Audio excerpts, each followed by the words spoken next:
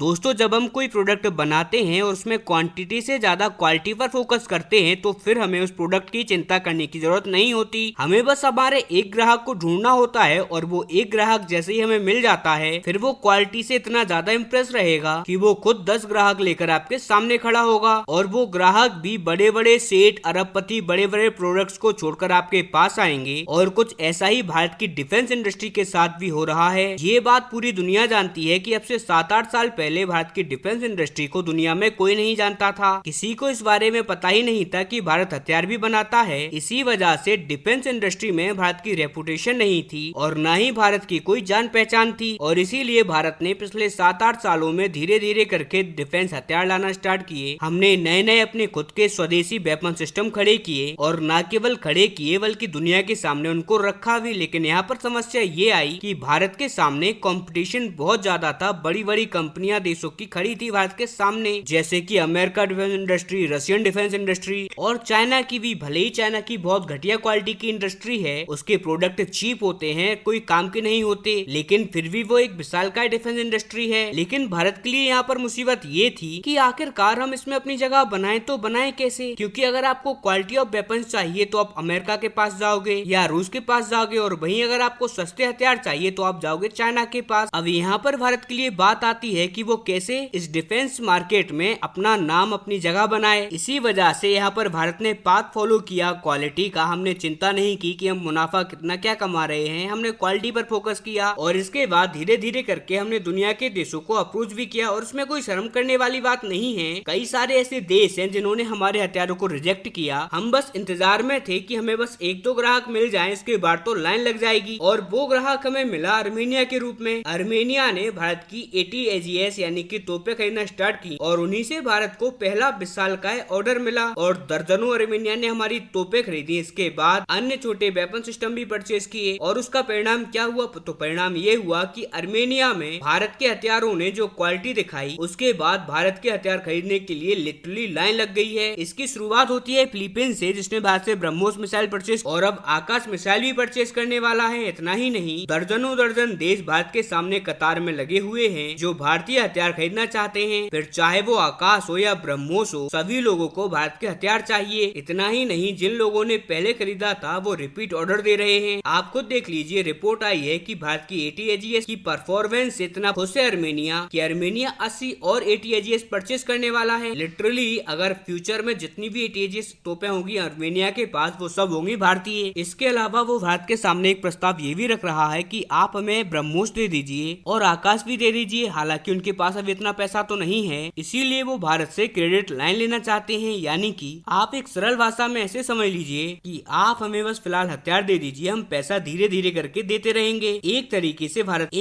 से भारत से लोन के रूप में ले रहा है और भारत भी रेडी है। आगे आने वाले टाइम में इसके रिगार्डिंग एग्रीमेंट भी हो सकता है। और क्रेडिट लाइन मिलने के बाद आप देख लेना, आर्मेनिया भारत से अरबों अरब डॉलर के हथियार परचेज करेगा, वो भी एक साथ। और अभी तो ये कहानी स्टार्ट हुई है। यहाँ पर फिलीपींस भी भारत के ब्रह्मोस मिसाइल के परफॉर्मेंस से बहुत खुश है और वो और भी ज्यादा ब्रह्मोस खरीदने वाले हैं। बहुत ही जल्द बताया जा रहा है कि $700 मिलियन का फिलीपींस भारत को ऑर्डर देने वाला है। इसके अलावा भी भारत के अन्य सिस्टम फिलीपींस परचेज करना चाहता है। यानी कि नो डाउट हमारी डिफेंस इंडस्ट्री में शुरुआत थोड़ी लेट हुई और बहुत स्लो शुरुआत हुई। नो डाउट इसमें कोई शर्म या छुपाने वाली बात नहीं है। भारतीय हथियारों की सेल बहुत स्लो है, लेकिन ये बहुत स्टडी और सॉलिड है। हमारा बेस इतना अच्छा बन चुका है अब कि अब हम इस बेस पर एक विशालकाय इमारत बना सकते हैं अपनी मिलिट्री सुपर पावर की।